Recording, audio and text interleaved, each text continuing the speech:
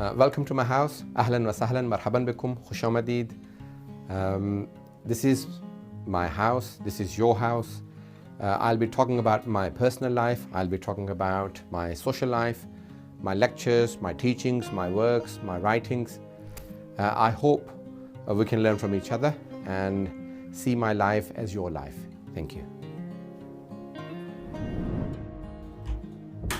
We'll be making some tea for you, which is our tradition. We normally ask our guests to either have food or tea with us. I'll be making some Pakistani tea, which is stronger than the British tea. Normally, in Pakistani tradition, we have very strong tea, as we call it kadak tea, which is translated into English as strong tea. Unlike the English tea, which is just boiled water with tea bag and milk. But we boil it a lot more and then we add milk while it is cooking. And by the way, my mother is cooking for you. So we have aloo gosh, which is lamb and potatoes, and also some spinach and also some pulao. So inshallah it will be ready for the afternoon.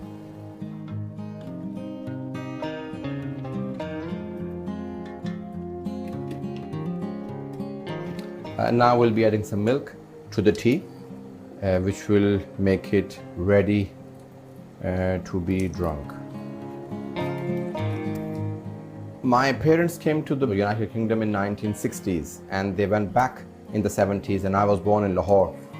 I grew up in Lahore. My primary school was in Lahore. Lahore is a very big city, a large city, which has a population of over 10 million, probably more than 15 million. It is very traditional. The Nawabs, or the rulers of Lahore, the Qazalbash, were Shia.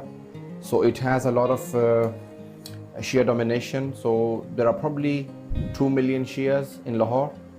And when I was growing up in Lahore, I learnt a lot from the traditions, from the culture of the people of Lahore. In Pakistan, they call them that they are Zinda Dilan, which literally translates as the lively people of Lahore.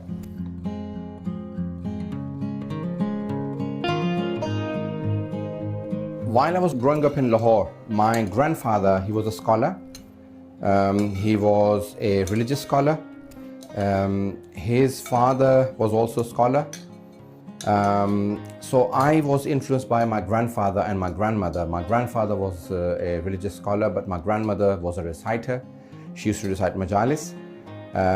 So I was heavily influenced by my grandfather and grandmother, who were very religious, highly educated Islamically. And they influenced me and my sisters, my cousins, everyone. Both of my sisters also recite majalis.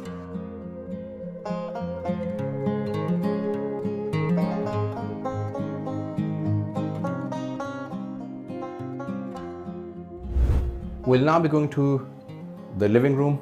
We'll enjoy the tea and talk about other things.